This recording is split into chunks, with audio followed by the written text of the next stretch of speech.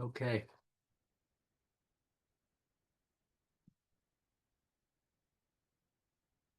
Oh, wow.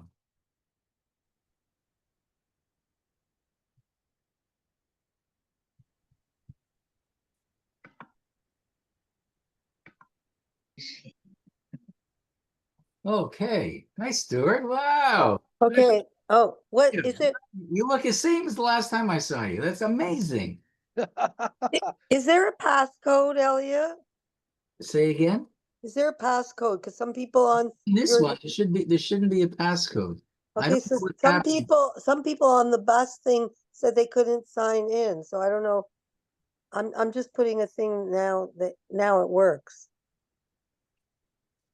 Hi, Harold. Andy. Hi, Selma, Vicky, Ruth. Welcome. Hi. I'm happy to see everybody, or at least to see your name. Hi, Milka. Hi, I Hi. couldn't get in. I know there's I keep having problems with this Zoom link, and I apologize. Oh my gosh, Glynis wants to come on, and I don't think she can. I don't know why not. Can you post the link in the bus thing again? It is linked, but it was first it told me that there is Stuart, another can I class. ask you for huge big? Oh, is that Glynis? Oh, Glynis is okay, there. she's in. Okay, Okay. okay. I think it's working now. Hi, Charles. Somebody's ordering pizza. Hi, Rabbi. Hi, hi, Charlie. Hold on. Sorry for the sort of the problem here with this with the link. Okay, here I we go. know it's confusing to some, and I think it's also been confusing to the Shiur how they've organized it. Well, they had the correct link in the bullet, the online bulletin. I hope so. Yeah, They did. yeah. They did. So that's how you got in, Andy, through the link. Yeah. First it said that you were in another meeting, Yeah, Yeah. Okay. and then I kept trying, and eventually, Okay. So I don't exactly know what that's about. Yeah. 1 second. Okay, I think it's good now.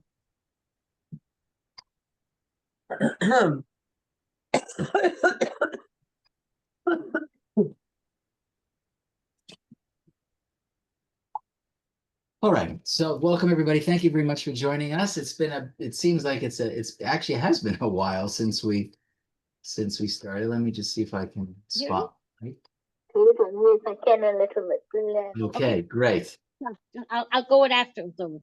And I am gonna mute everybody. I think so. A lot of rabbis wish they could do that for their congregations, but I'm just going to use advantage of my privilege as a person giving the shiur on Zoom. Welcome, everybody, and some new people. I have a new friend here, and a friend I met on our Living Legacy trip to Poland, Stuart Greenfield, who's sitting in from Winnipeg. So that's amazing. So welcome. It's been a while, right? Because, excuse me, 2 weeks ago, it was off because we were in Poland. I was in Poland, Michelle and I and Eliana. And then last week, of course, last week was Shavuot. Was it Shavuos was last week or 2 weeks ago? Last week, I think, right? I don't even remember. It's like it's so crazy. Anyways, so we're here tonight together and we have an opportunity. And I know, and I'm going to have to ask everybody's indulgence and forgiveness, but next Tuesday is a very special night. Rochelle, my wife Rochelle, who's online, has illustrated a cookbook. That is a new cookbook that is being published by Nativot HaTorah Day School. The school, as you know, which is close to Rochelle and me. We had the privilege of starting it. And so next Tuesday night is the book launch. And I wanted to be there to celebrate with her and to watch everybody ooh and ah as they open up the book and see all the amazing illustrations that she made. Handmade the illustrations. It's not like she photographed it, but she did all the artwork. So next Tuesday night, I won't be, but the Tuesday after that, near Hashem, we will be. So let's try to move ourselves back into the realm of our Torah reading. So I'm going to take a step back and once again try to create the historical framework, just so we have an idea of where we're at. And I want to remind you that the Torah never intends to be a history book. That's not its goal. Its goal is not to teach history. It happens, the Torah unfolds within history. The people in it are real, and they live during a certain period of time. But the purpose of the stories, of the messages, of the narrative of the mitzvot is not because of history. They're eternal.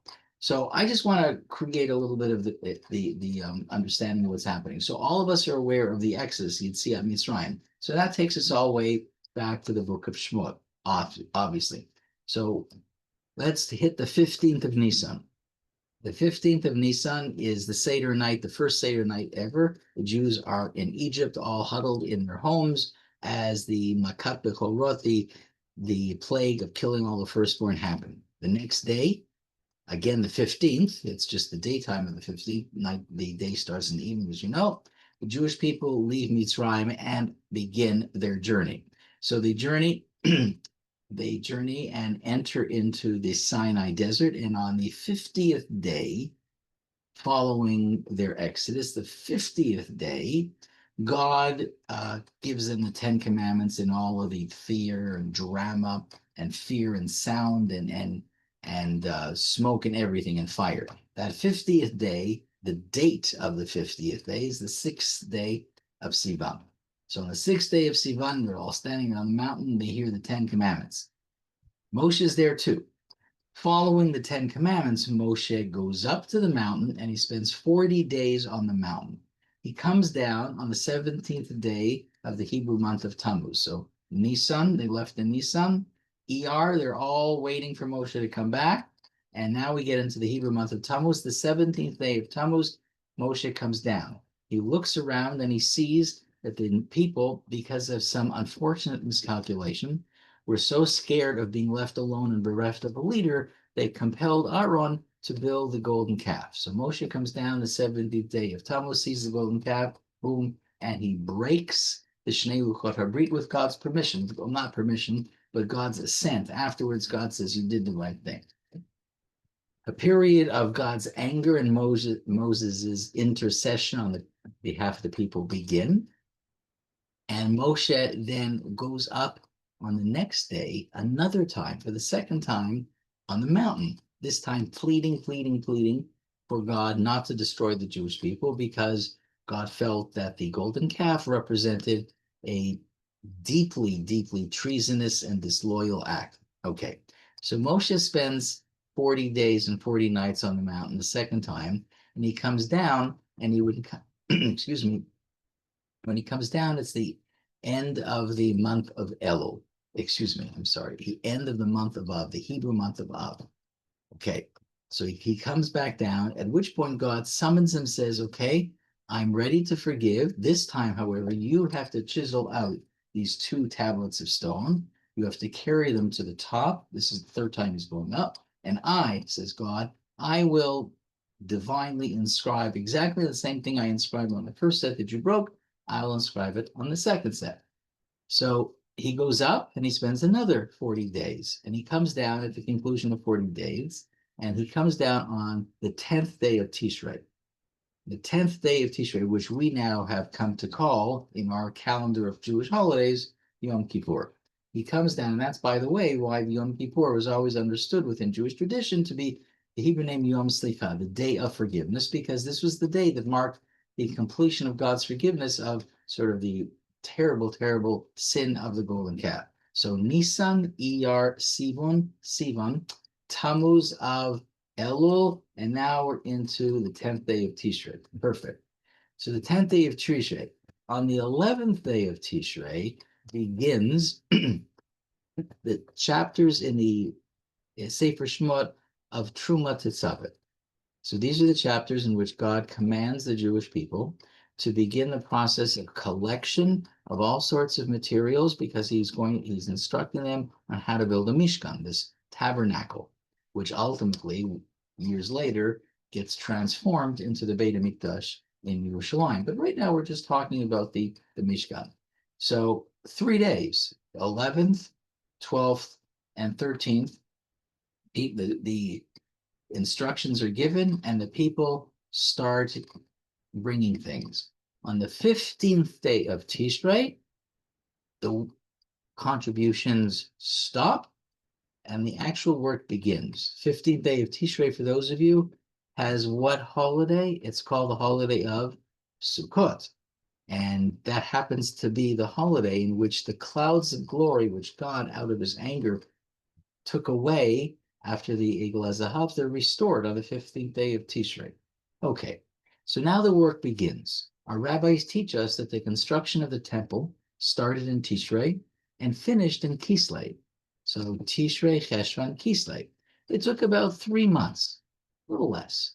Took 2.5 months to do all of the work. I mean, after all, it was a portable mishkan. It wasn't enormous, and it was finished. However, God delayed the inauguration until the following Nisan. So again, Nisan is Pesach, Nisan Iyar Sivan, Aseret Hadibrot, Sivan, Tammuz, the 17th day of Tammuz, the half of Elul, Tishrei. So Moshe is up and down, up and down, up and down, comes down in Tishrei, and the work on the Mishkan begins. It gets completed in Kislev. So Tishrei, Cheshvan, Kislev, and says, Hashem says, I don't want to begin, I don't want any inauguration. I'm going to wait till Rosh Chodesh Nisan. So he's now waiting almost a complete 12 months because Pesach starts the 15th of Nisan. But now we're going to get to Rosh Chodesh Nisan. So where are we in the sort of the Parsha in the Torah? So completed Sefer Shemot. We're now completed Sefer Shemot. The Torah, the Mishkan is completed. So where do we first find out about the inauguration? It's not in Sefer Shemot, although it is mentioned a little bit, but most of it gets mentioned later on. So after Sefer Shemot, we hit Vayikra. I know it's a little bit of an overview, but I just want to create this framework for you. So Vayikra sort of stops the whole Mishkan building project inauguration and begins to focus on its role, the Mishkan's role, as the center for religious worship that's done through the rituals of the Korbanot. So Vayikra is really, really, really full of all sorts of Korbanot until we get to Parshat Shmini, which is in the middle of Vayikra. Parshat Shmini. Now, the word Shmini comes from the word Shmona, which is 8, and refers to the 8th day of an 8-day ritual, 7 days that preceded Rosh Chodesh Nisan, so the last 7 days of the month of Adar, and then the 8th day is Rosh Chodesh Nisan. That's what Torah tells us. So Rosh Chodesh Nisan begins the inauguration of the Mishkan, and it's quoted, that's described in Shmini, until something absolutely devastating happens. What is it? Aaron's 2 sons, Nadav and Avihu, on the day of the inauguration, made a fatal error, a fatal sin, and they died. So that's one of the key stories in Parsha Shmini. So the inauguration continues, but much of the description of that first day actually was last week's Parsha. What? Now we're skipping the rest of Vayikra, jumping into Bimidbar, and last week's Parsha was called Naso. So Parsha Naso, it's the longest Parsha in the Torah, 176 verses. It had at the very end of it a very, very long section in which God says, okay, on the day of inauguration, the first day of Nisan, the day in which the sons of Aaron died in Parshat Shmini, we're jumping into Parshat Naso, and Hashem says, okay, this is what I want to happen. I want each of the 12 princes of each of the Shvatim, each Shevet is a tribe, so each tribe had a prince, a Nasi, and God says on each day, starting today, day 1, I want each prince to bring a series of sacrifices. Now, each of the sacrifices is absolutely identical, no change. So we're reading over and over and over and over again a series of descriptions of every Nasi. The only thing that's different between each of these 12 descriptions is the name, whoever is bringing it. which interestingly enough, the great commentary Nachmanides offers such an interesting idea. He says, so if we accept as a general methodological observation about how the Torah is written, the Torah is written usually with very little description that's unnecessary. Like we just shrink all the description into the most germane points. Well, that's the case. So why does the Torah give us 12 descriptions of exactly the same thing? And Nachmanides says, well, it may look like they did the same thing, but it's not. How can it be different? It tells us what was being brought. Nachmanides says, well, there's one big variable that you're not accounting for, which is the person. Each person is different. I'm not you, you're not me. So when I offer a prayer and you offer a prayer, I can be saying the same words as you. You could be saying the same words as me. So are we offering the same prayer? No. Why not? Because what goes through your head and heart and what goes through my head and heart are not the same. And so there's something unique about your prayer and something unique about my prayer.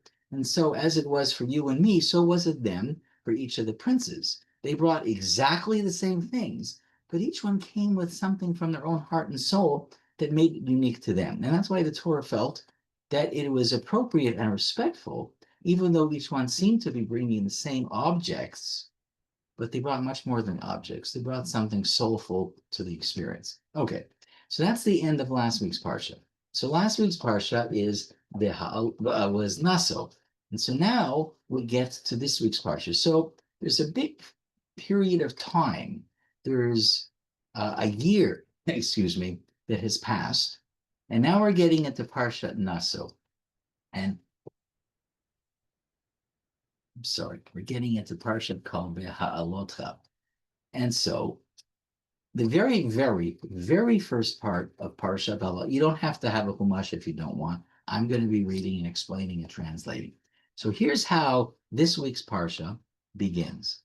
Hashem speaks to Moshe, saying, Daber el Aharon, speak to Aharon, ve'amarta elav, and say to him, Beha'alotecha et hanerot el mul pnei hamenorah, ya'iru shivat hanerot. I'm reading from the Stone Translation Interpretation. Speak to Aaron and say to him, when you kindle the lamps, the menorah, toward the face of the menorah shall the 7 lamps cast light. So here we are again.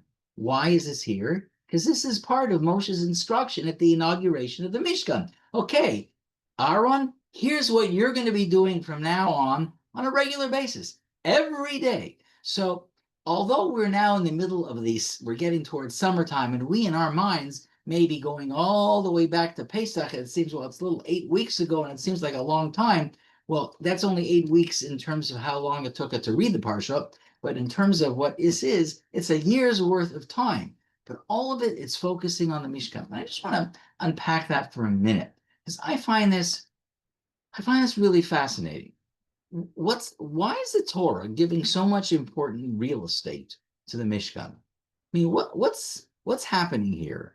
We all know the details, but the Torah seems to want to go on and on and on with this theme. It starts in Truma Tetzaveh in Sefer Shemot. It traces its way through the whole end of Sefer Shemot. Truma Tetzaveh, Mishpatim, Kitisa, Vayakel, Pekude. Then we get into Sefer Vayikra. Let's talk about all the Korbanot. Then we get to the day of inauguration, Parshat Shmini. The day of inauguration is not even finished until we get to Parshat Naso, and we're talking more about it. We're in Beha'alotcha, and that also is like talking about the first day of the inauguration. Whoa! So I think that means we've got to stop and think a little bit here. More than just the narrative, and those of you who studied Parsha with me for a while know how I feel about the study of Chumash. It's not about them, it's about us. This is considered an eternal book. So if we look at this as a historical piece, meaning this is what happened then in the past, and these are the events as they unfolded, and this is when they unfolded, and this is what happened, and you look at as a sort of historical narrative, it's not wrong, meaning it is what happened, and this is how it unfolded, and these are the various parts of it.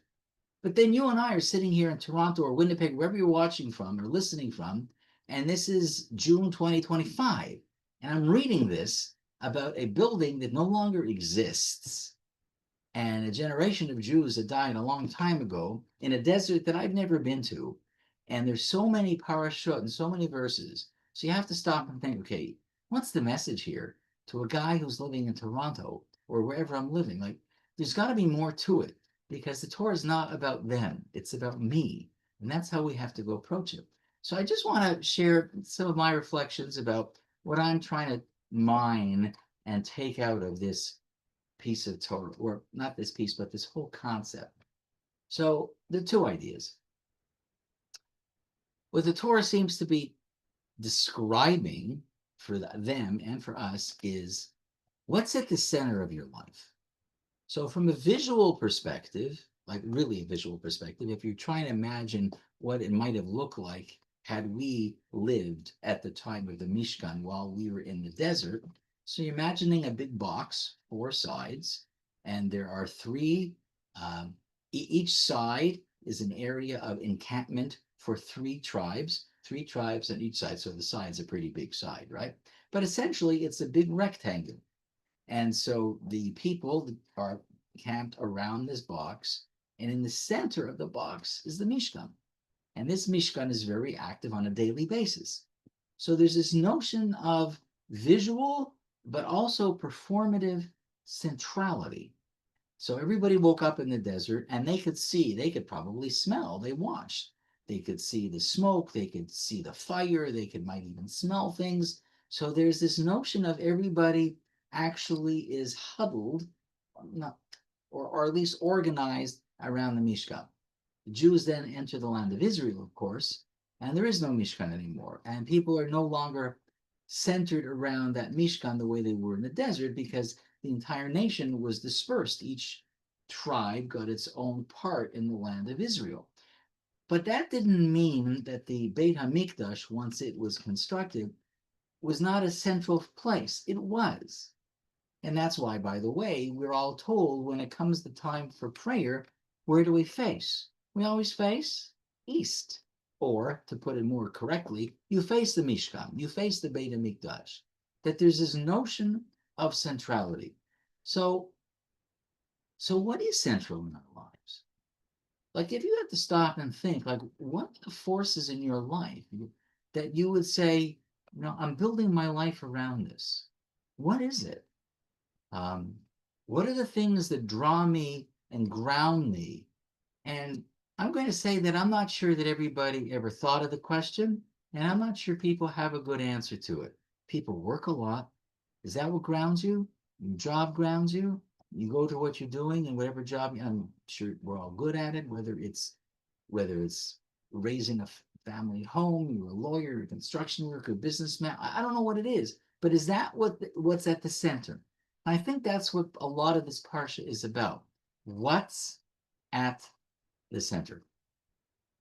And that's not a then question. That's a now question. And that sometimes is a very hard question. It's an uncomfortable question, perhaps, as well, because I don't think we always know what to put in the center.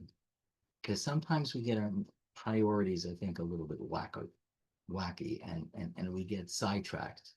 And not even sidetracked, I think sometimes we even get it wrong. Just straight up. I think we get it wrong. So when you take a look at just how much time the Torah is talking about this, it may be that the Torah is trying to tell us this is a really important thing to tackle. You really need to build your center. You really need to ground yourself. You really need to know what are the things that you have to be seeing on a regular basis. You need to know where your vision is going to be directed to. You need to know those things that are going to be on your mind and guiding your decisions. So that's my thought as to why the Mishkan plays such a critical role in so many parts of the Torah. But here's the other part of it. And we're not at that part, and historically, the Mishkan gets destroyed. Well, certainly the Beit HaMikdash twice gets destroyed. So then what? What do I make of that theory? If the Mishkan gets destroyed, And what's that about? Well, we have Tisha B'Av, we have those summer weeks where we technically engage in some sort of mournful ritual practice with Tisha B'Av, the ninth day of the day that marks the historical destruction of both the first temple and the second temple. But what does that actually mean? It means a lot of different things. So I'm not going to be pretentious enough to tell you this is the single meaning of what it means, but it definitely sort of shakes us a little bit. And you can say, wow, can my center be broken? Can my center be taken away? And I think it does remind us that the things that should ground you can't end up being physical, because physical stuff comes to an end. And the Mishkan, because it was destroyed, forced the Jewish people into a different sort of period of introspection. And in some ways, it actually was the golden age, in some ways, of Jewish life. It was because the temple was destroyed that we have the Mishnah, we have the Talmud that was written in Palestine, that time Israel, the Talmud Yerushalmi, we have the Talmud Bavli, which to this day becomes the central text of rabbinic explanation of the Bible. And without that, we couldn't possibly understand proper normative Jewish performance and observance of halacha. But that only came about with the destruction of the Beit HaMikdash. So what becomes the center focus of our lives is a deep question. And I think God has a lot of confidence in us that we know how to ask deep questions. And I think Hashem has confidence in us that we can find the answers to them. But it is God's confidence. Okay, this is a question. Deal with it. Don't run away. I'm reminding you it over and over. Parsha Truma, Tetzaveh, Mishpatim, Kitisa, Vayakel, Pekude, Shmini, Naso, Beha'alotcha. Oh my gosh. At the end of all of this, Anav, Genikshon, okay, God, I get the message. But maybe we don't get the message. I don't think men and women and people and mankind are such good learners if you think about it. Sometimes we suck at that. But anyway, so that's an opening thought about the Mishkan. And I know it took a little time, but I wanted to sort of understand how the Torah weaves certain messages throughout the Torah and wants us to think about deep ideas, really deep ideas. So now let's go to the Parsha and see if we can see if we can learn a few things here about the Parsha. So one of the things about the Parsha is the first part, which we talked about, which is the menorah. So by the way, I don't know if do you ever have a picture in your mind of what the menorah looks like? It's that 7-branch candelabrum. I don't know if anybody's ever been to Israel, but if you're into Israel, there's a institution called Machon HaMikdash.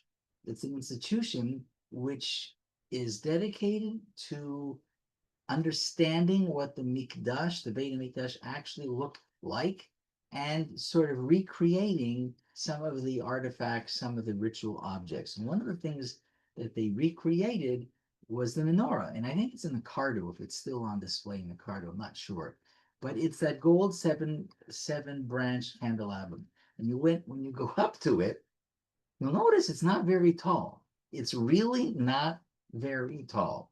I know for some of you, maybe it is going to look that, but for I guess a person my height, and I'm 5'10", somebody around there, you could lift up your hands and reach the top. You could reach the top. So what's interesting is that the Mishnah in Masechet Tamid, in describing how Aaron and his descendants, those after him who were responsible to light the menorah after, Selma says it's now outside the Horva. Thank you, Selma. The descendants following him lit, the Mishnah Masechet Tamid tells us that there were 3 steps, that they had like a stepping stone, 3 steps up, up, up. Now that becomes an interesting requirement. Why? Because in and of itself is not so tall. So if it's not so tall that an average height Kohen could actually do what he needed to do by raising his hands and doing what he needed to do, so why did the Mishnah insist that there be 3 steps? And Rashi mentions this as well. So one idea that I'm going to share with you, because I think it's a significant idea. The steps were not there to assist in the height. So what a step does, I mean, obviously it elevates, got that, but it was intended to be seen as preparatory steps, preparation to getting to where you need to go. Instead of just walking up to the menorah and doing it, you need to take one step, two steps, three steps. And sometimes I think we forget that as important as the actual action is, preparation for the action also has a degree of holiness and kedusha to it. And so sometimes we rush into things and we don't prepare properly. And the lack of preparation sometimes is the reason that at the end of whatever it is we're doing, we don't feel so good. We don't feel accomplished. We feel bereft of some sort of meaning. And I've said this on multiple times. We go to shul, we open up a siddur. Often we're just so not connected to the words that David Melech wrote. Either it's in a language Hebrew that many of us, most of us don't know, or they talk about themes that we would not normally think about. And the structure is a little bit unlike what we think and the way we feel and express ourselves. And yet there it is. That's what the standard tefillah is like. And we come and we walk away feeling completely dissatisfied from this experience, which is a turnoff, which means that likely I don't want to go back. How sad. So sometimes preparation is a key to sort of alleviating that. And we technically are quite prepared to spend time preparing ourselves in other areas of our lives. I'm not talking about religion. You're going through your driver's test. Well, you're going to prepare yourself, aren't you? You might even be going to a Broadway play where you spend a lot of money on tickets. Let me just go over the theme. I want to do this. It might even be a musical. I want to hear a couple of the songs just so I enjoy them more when they're being played live by the orchestra during that. And a lot of other things that we spend money even preparing for. So if we have that notion of expectation that preparedness or preparing is acceptable or even the right thing to do under certain circumstances, sometimes our religious lives need no less preparation. And that may be one message of the menorah. But another message of the menorah, as is mentioned, certainly in some of the midrashim, is also worth talking about. So I mentioned before, and I'm sure you've seen this, that the menorah has 7 branches. So I want to be very clear. Nobody should be confused between the menorah that I'm talking about now and the same word, excuse me, that is often used to describe what we light on Hanukkah. On Hanukkah, it has 8 candles plus the 9th for the shamash. So we get from 7 to 8 because it was the 7-branch menorah that the Chashmonaim and Maccabim lit, and it lasted for 8 days. And so our Hanukkah menorah, or as some people call it Chanukiah, has 8 candles to represent the 8 days. But what they lit at the time of the Hanukkah in the Beit HaMikdash was the 7 branches. But what are the idea? Why do this? Now, God doesn't himself say explicitly in this section, or even in Parsha Truma Tetzaveh, Vayatel Pekude, when he gave the command to construct the menorah, God doesn't say why there's 7 specifically. That's the number. And then there's all the decorations, a very fine gold work that needed to be done on each of the branches. I get it. By the way, just an interesting machloka, disagreement. I know that when I'm using my fingers to draw out the shape, I'm using it as a curve, because I think the vision that most of us see of what the menorah looks like is the rounded candle, like the round arms. The Rambam didn't think that what I'm saying is correct. The Rambam would have said, I disagree. And the Rambam has it angular. You may have seen around wherever you live, if you have a Chabad in your neighborhood, Chabad often puts those really big menorahs outside to light on Hanukkah. You know what I'm talking about?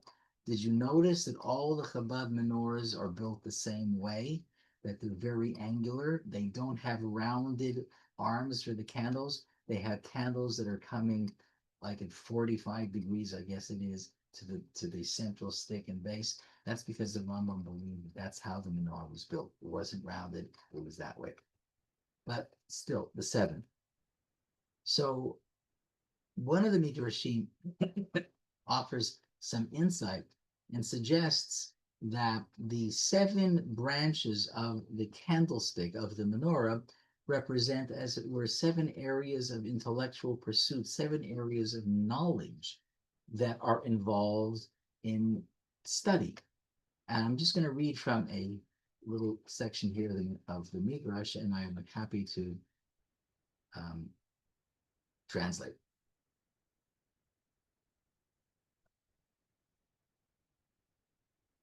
One second. Yadua ki hamenorah miramezet al Torah hakdosha.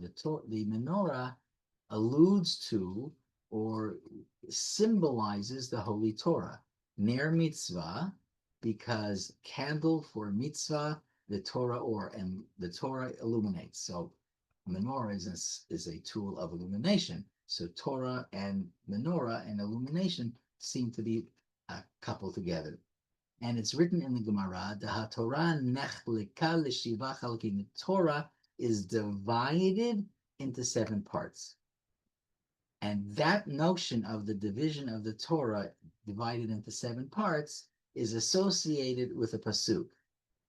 And the pasuk is chatzva amudei hashiva, that the pillars of the Torah were divided into 7. Where do we get that from? So if I were to ask you a simple question, how many separate books of the Torah are there? You're going to say, well, now this is what we teach kids from a very young age, right? There are 5. Bereshit, Genesis, Shmot, Exodus, Vayikra, Leviticus, Bimidbar, Numbers, and Dvarim, Deuteronomy. Well, interestingly enough, the Gemara offers an opinion and says, well, that's actually incorrect. There are 7 books in the Bible, at least in the Torah. 7? Wait a minute. I mean, I may not be a math genius, but how does that happen? So there's a section in the Parsha, Vayihi bin Soa Haron. It's a phrase that many of us know, because it's a phrase that usually precedes the opening up the Aron Kodesh, and we take out the Torah on the day that we read the Torah. But if you were to look into the Torah, and most of the printed Chumashim that you can buy off the shelf actually show this as well, that those psukim, Vayihi bin Soa Haron, are bracketed by what are upside down inverted nun. The letter nun, the Hebrew letter nun. Not the written, but the printed one. Those psukim are sort of bracketed. It's almost like they're in parentheses. So that's an obvious sign. I wonder what that's all about. So the Gemara tells us that the reason it's that is because those words, those very few words, constitute a book of the Bible. What? A book of the Bible? Exactly. Bereshit, Shmot, Vayikra, Bimidbar starts at the beginning till we get to that pasuk in Beha'alotcha. That would be the 4th book. Those 3 words would be the 5th book. From the end of those 3 verses, I'm sorry, not words, to the end of Bimidbar is the 6th book. And the 7th book is the book of Dvarim. Whoa, 7? It's sort of weird to say Chumashim, because the word Chumash, as you know, comes from the word Chamesh, 5. But I don't have another word. 7 Svarim in the Torah. So therefore, the menorah, as it were, represents the entirety of this notion of the Torah not being 5, but being 7. And now, says one of the great commentaries to the Torah, of Moshe ben Nachman, he says, now you'll understand what Hashem actually said when he said to Aharon. What was Aharon? Aharon was really sort of a little disappointed. On the first day of the inauguration, which is the Rosh Chodesh Nisan we've talked about, Aharon comes away from this day feeling really crummy. He's feeling upset. Why? He's feeling upset because here are the princes, and each of them gets to sort of do something really special. They bring this, each one is korban, they get this little section that's spoken about them. And Aaron felt that that was something that he was envious of. They all got that opportunity, and he says, I don't get that opportunity. To which Hashem turns to him at the beginning of this week's Parsha and says, Aaron, don't be envious. I'm giving you something that they're not going to be able to have. What is it that I'm giving you? I'm giving you the opportunity to light the menorah. So why should that make Aharon feel any better? Isn't the Beit HaMikdash at one point going to be destroyed? So where is this mitzvah that Aharon gets if the Beit HaMikdash is destroyed? He doesn't get any more than he said he wanted. Like he wanted to be part of that special celebration. It says, no, no, no, I'm saving something special for you. And so the Ramban says, you have to understand what God is saying. What I'm saving for you is the menorah. Yeah, but the Beit HaMikdash is destroyed. But not what the menorah represents. The menorah represents the entirety of the Torah. That's why there's 7 candlesticks. So Aaron, you become the teachers of the Jewish people. Nobody else is going to be, that's your job. So for generations and generations, our priests were the teachers of the Jewish people. And so even after the Beit HaMikdash was destroyed and nobody could bring any korbanot, and whoever did bring a korban, okay, fell into disuse, like there was nothing else left for that person. They brought a korban, it's over, it's gone, it's finished, it's destroyed. But Hashem says to Aaron, don't be upset because your role is so much more than theirs. Which, by the way, is an interesting thing about priests in general, Kohanim in general. We are called, the Torah refers to all of us as Mamlechet Kohanim. All the Jewish people are referred to as a kingdom of priests. Now, what does that mean? Like, I'm not a Kohen. My father's not a Kohen. And we know who are the Kohanim amongst us, and we know who are the Leviim amongst us, and we know that most of the Jewish people come from the other tribes, and they're called Israel. So that's why when we have, every time there's a laning in the Torah, we ask for the Kohen to come up first. And that's just a Masorah that you know. You know you're a Kohen because your dad told you, your grandfather told you. That's how you know. That's it. How do you know you're a Levi? Exactly the same way. So if you don't have the Masorah, you're Jewish. That's it. You're Yisrael from the other tribes. Amazing. So why would the Torah then call us Mamlechet Kohanim? That's not exactly a precise description. We're not. So what does kingdom of Kohanim represent, if not this idea? Well, because kingdom of Kohanim, the Kohanim were the learned ones. And unlike so much of medieval Christian Europe that was uneducated, and the priests were the ones who were educated. In fact, it's for so many centuries, who were the people who knew how to read? Their priests. Their priests were the ones who were educated. But the rest of the simple people of the communities in the various countries of Europe, they were not so educated. That's not us. Teaching your kids Aleph Bet was really important. Teaching your kids to read was critical. Teaching your kids to open up a Chumash was absolutely essential. Teaching your kids how to use a siddur, read from the siddur, even if you don't understand it all, but you need to know. So that's what is determined. That was what intended when Hashem said, we are a Mamlechet Kohanim. And that's what Hashem is telling Aharon. Aharon, your job will never come to an end, because your job is to be the teachers of the Jewish people. They need to be taught, because that is a value, as you know. Education, especially Torah education, is a value that the Jewish people hold very, very dear. Okay, so I want to move on a little bit. I'm going to move to chapter 9. So chapter 9, Perek Tet, Pasuk Tet. So this is a fascinating story, So we now know, remember, we talked about the Jews leaving Egypt on the 15th day of Nisan. Perfect. So here we come. I'm reading now from chapter 9 in the book of Bimidbar. V'yidaber Hashem el Moshe b'midbar Sinai. Hashem spoke to Moshe in the desert of Sinai. B'shana hashenit, in the second year, let's say Tamei Eretz Mitzrayim, after they left Egypt, B'chodesh Harishon. This is now the month of Nisan. So God is speaking to the Jewish people on the first day of Nisan. It's a year later. And what does he say? He says, okay, guys, everybody know, Yasu b'nei Yisrael et ha-Pasach b'moado. It's now coming up to the first Pesach. And I want to remind everybody that there's a mitzvah to fulfill all of the Pesach rituals that were taught for the first time in Sefer Shemot. So the Torah tells us, Hashem said, don't forget, on the 14th day, you guys have to get your Korban Pesach ready, because that night you have to eat it with all the thing. Okay. So the Torah says, Vayasu, I'm now reading verse 5, Vayasu et Pesach barishon barbasar yom lechodesh bein arba'im. Exactly what Hashem said. They got everything ready on the 14th day, just before nightfall. The Midbar Sinai, exactly as Hashem commanded Moshe and the Jewish people. Amazing.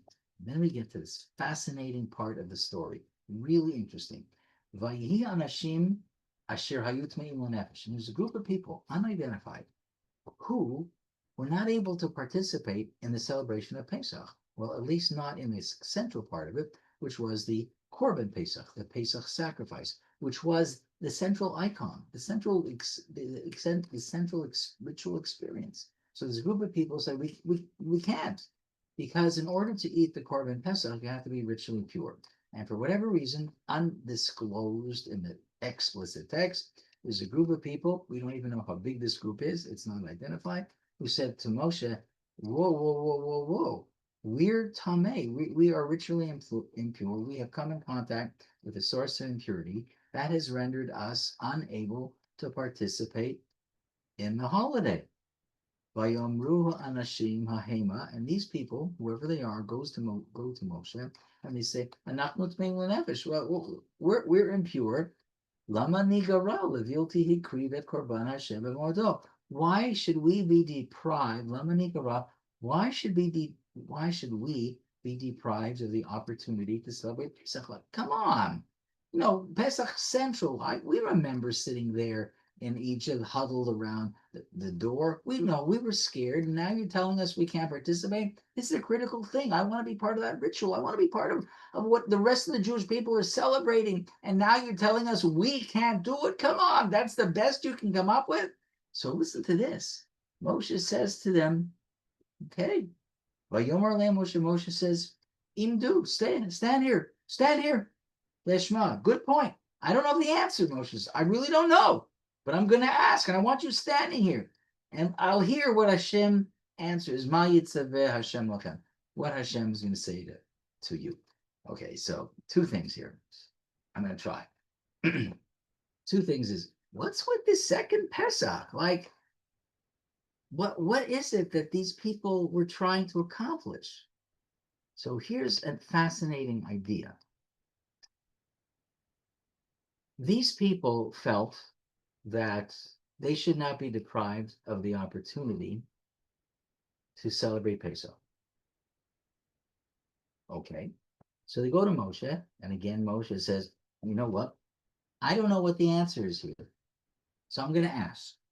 And so they're waiting, Moshe's waiting, until finally Hashem says to Moshe the following words. Okay, I hear what they have to say, so this is what I want to establish. And so Hashem says, not just about those people, he gives a general principle.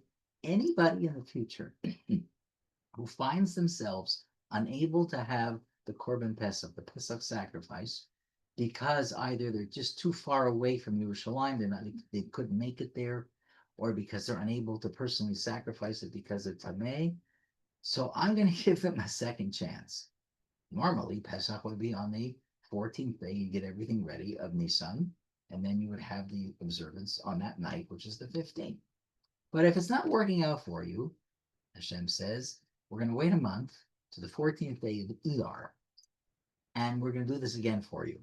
You're going to have a second chance to have this Pesach, and this forever becomes known as Pesach Sheni, the second Pesach. Holy cow. Let me ask you something. Does the Torah ever say that if you missed shofar in Rosh Hashanah, you get to do it a month later? What about you didn't sit in the sukkah on the right day in Tishrei? Do you get to do it again a month later? What about Hanukkah candles? Oh my gosh, they didn't let us light Hanukkah candles on the cruise ship. Big problem. Can we do it? No.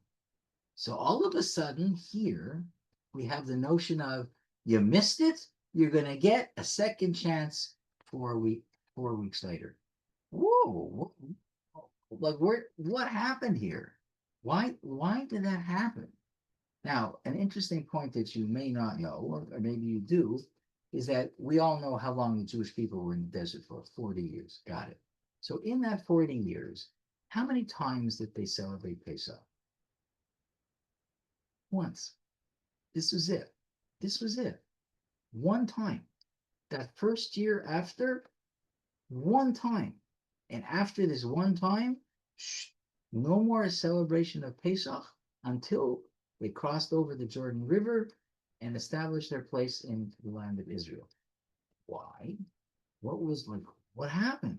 Like, Pesach is such a central experience, such an important series of messages. Why would it be suspended for 39 years?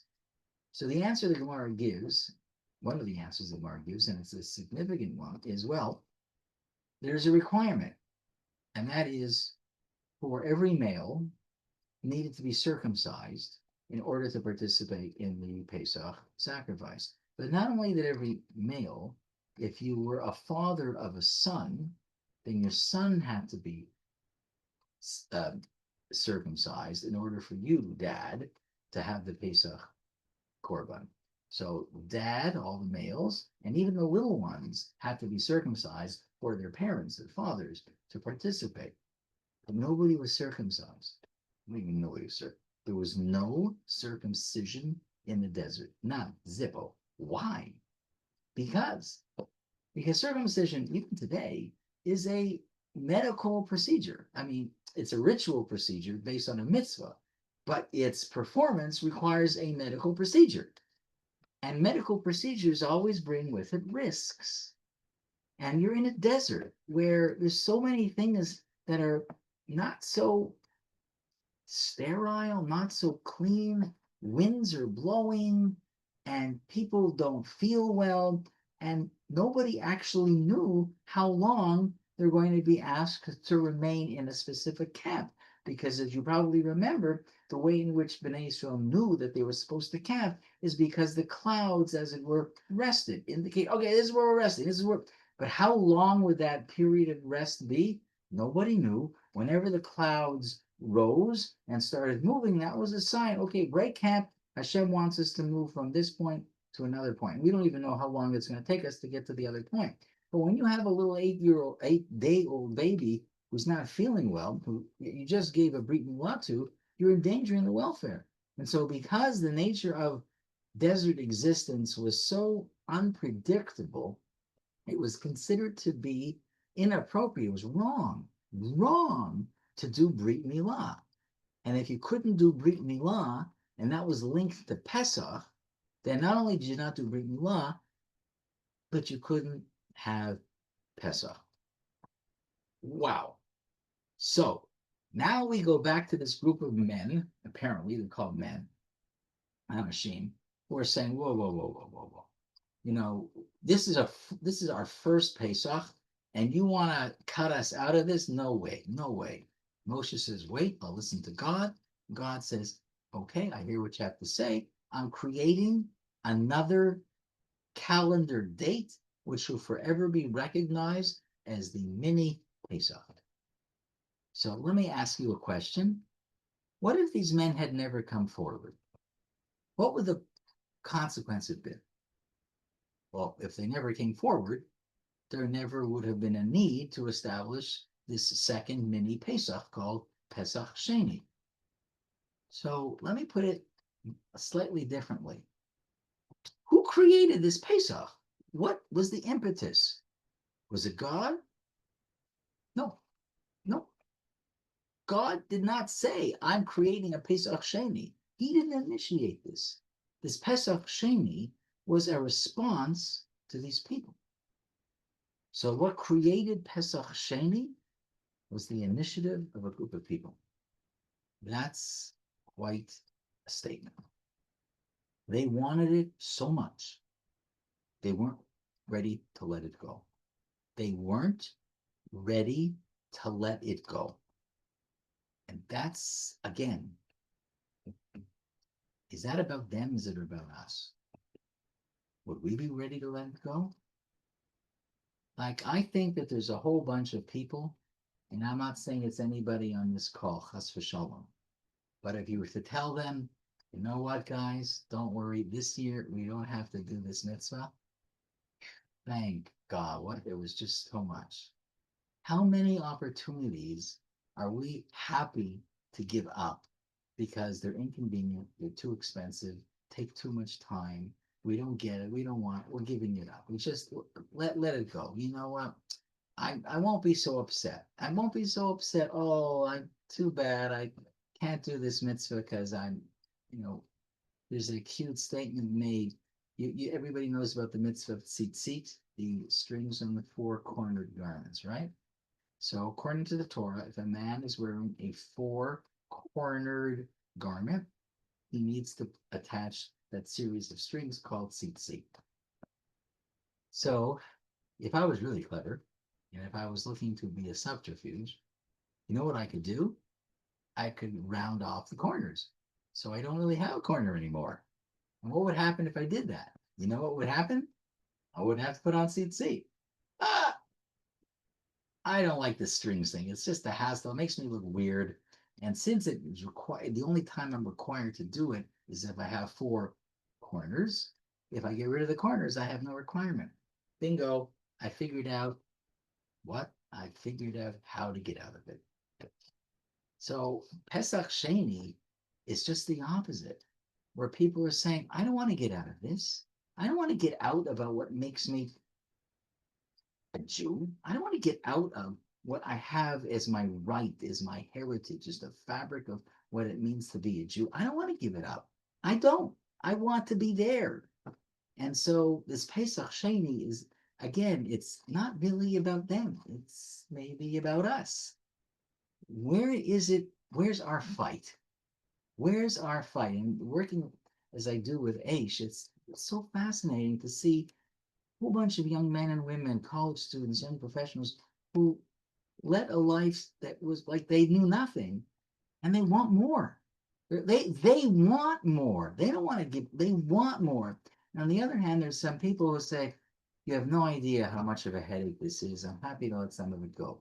What an irony that we have this sort of tension. But I think that's the message of a Pesach Sheni is, are you willing to give it up? What would it take for you to say, no, I don't want to give it up? And what would those things be? I'm not going to answer that question. And one more idea that I want to share with you about this response that Moshe says, stand here. I want to tell you a story about the Baal Shem Tov and sort of how the story with the Baal Shem Tov connects to this. So the Baal Shem Tov, as some of you know, is the founder of the Hasidic movement in Poland, Ukraine, and then swept Eastern Europe, swept Poland with Islam. So he was known that when it came time for prayer, he took a very, very, very long time. His Amidah, his devotional prayer, was not 2 or 3 minutes like some of us are. No, no, no. So the story is told that some Hasidim are there waiting in the room that he's davening, and they knew that he takes a long time. So what they thought they had time to do was to step out of the room and to do other things while the Rebbe was finishing up Shemona Esrei. And they come back only to see that the Baal Shem Tov has actually finished his Amidah. They were sort of surprised because that's not what usually happens. So they go over to their Rebbe and say, Rebbe, like, what happened? Like, why is this Amidah, this Shemona Esrei that you daven so much shorter than the other one? You know what he said to them? He said the following, he says, what made it possible for me to daven longer and to invest more of myself in my davening is knowing you were standing by me. Your presence energized me. You standing beside me gave me the koach that I needed to go on. But when you left, then I felt that that special energy that I needed also left. So I had no choice but to finish early. What does Moshe say? And this is unusual. Moshe never says this to people. He says, no, you got to stand here while I'm going to ask. No, he says, Indu, I want you to stand here because this is a new experience for me. I don't know where we're going to go with this, but I want you to be here because your being near me is something that I need too. So sometimes we don't appreciate the impact that we have on the people around us in many different areas, certainly professionally, but I'm not talking religiously. Like when you come to shul, when you go and you sit there, is it about you? Of course it's about you. But your presence could also be that thing to energize somebody else. Somebody else seeing you or seeing her or seeing somebody that they otherwise would not have been near sometimes really touches a person's heart. And we need to know that that's what builds community. When I go into the synagogue to recite my prayers, I'm looking for something for myself. But sometimes I forget that there could be somebody near me, in front of me, behind me, to my right or to my left, and that I have an impact on them, and that they draw energy from me. And if we come to believe that we draw energy from each other, maybe it'll change the way in which we approach certain things. So we started from understanding the role of the Mishkan and how it's not about them, it's about us. What do we put at the center? And then at the end, we come to the story of the Baal Shem Tov, when he may be at the center, but you can't be at the center without people around you, because it's the people around you that sometimes give you strength. And I want to thank all of you for giving me the strength to do the shiur, because I love doing it. I hope that you get something out of it as much as I do, because I really enjoy the preparation, I enjoy the teaching, and I enjoy what's going to come now, hopefully, is maybe some comments. Although I have to say, I'm a little disappointed in the last few weeks. You guys are way too quiet with not enough to say. So let us stop now. And I'm more than happy to, hear some of the things that you guys would like to share. Oh, no, don't start again. Somebody unmute and say something, okay? Thank you very much. It's beautiful. It's really Okay. beautiful. I'm so glad. Thank you very much, too. Thank you. Come on, everybody. Let's have something. Something you like, something you didn't like, something you have a question about. Somebody said there's no way for that. Oh, that a tough crowd. This is really a tough crowd. This is harsher than the bus I was on with Stuart Line in Poland. This is a really tough crowd. Poland was a cinch. I'm telling you right now. Poland was a pleasure compared to having to deal with your silence, everybody. Oh my goodness. Okay, Rabbi, I'll ask Oh, Charlie, you step up. Okay. something. Okay. It really has to do with the last Parsha with the princes, which you mentioned. Not so. Okay. Yes, which you mentioned today. So I it did. connects a little bit. My question is, were there princes in Egypt? Were they leaders in Egypt? Who are these people? Like, What the name? No. So where do they come from? And the second part of the question is, what made them so wealthy? what made them so what? Wealthy. Oh, well, that's the easier question, because they left with a lot of property that they took with them from Egypt. But didn't everybody leave that way? Yeah. Remember the Torah says that everybody had to go to their Egyptian neighbor and ask them. So yeah, they left. Plus, don't forget, at the foot of the Reed Sea, the Suf. Remember that whole scene, all of the huge cavalry. So as was customary in Egypt and other countries as well, the cavalry and especially the king's cavalry, all of these chariots and horses were decked out with precious stones. There was a lot of gold and a lot of silver and stuff. So after they all drowned, so much of this gets swept up to the shore, and people just made sure that they collected stuff. So there were things that they brought with them out of Egypt, 100%. Now, who were these people? So although it's not explicitly mentioned how they got to be these people, but each of the tribes had some sort of tribal connection. That never ended in Egypt. Like, don't forget, when Jewish people, Yaakov and his sons, went down to Egypt, they went down as a family, but there were 12 tribes. Remember, 12 sons, and those sons ultimately multiplied and became a nation in Egypt. It was Paro, actually, not anywhere else. Paro was the first person to refer to the Jewish people as an as a nation. Paro, the outsider looking into us, saw that. So that's what happened. The tribes multiplied, and as they sort of found their home in Egypt, there was a natural hierarchy, I believe, that was developed, probably with from firstborns. Firstborns were always considered to be an elevated status until they lost that status at Har Sinai with the Egel Hazahav, with the golden calf. And then God deposed the firstborn and picked the Leviim to be the servants in the Mishkan. Otherwise, it would have continued to be the firstborn. But that's how I think it went. So we don't have, I haven't seen any sort of description about how these people ended up rising to the top. But I would imagine that within most communities, you know who the Gevirim are, right? You know who the Machers are. You figure it out, and they're the ones who become the leaders of the community. And that's what happened here. And that's who those Nisim are, the 12 Nisim who brought the Korbanot. Well, one of them you probably know for sure, and that was the Nasi of Shevet Yehuda, Nachshon ben Aminadab. Now his role is more well known because he was the guy who, when God told the Jewish people, said, "Okay, now go forward, go travel. I'm going to help you, but you need to go." Nobody wanted to go because there was all this water ahead of them, the Reed Sea, the Yam Suf, and everybody was sort of nervous and scared. So Nachshon Aminadab was the one who went in, and according to the Midrash, it wasn't till the water reached here, and otherwise he would have drowned because you can't breathe. The water split, but it required his initiative. So Nachshon ben Aminadab, I think, occupies that sort of leadership role, which, by the way, interestingly enough, there's something about that. I'm going to maybe end with this.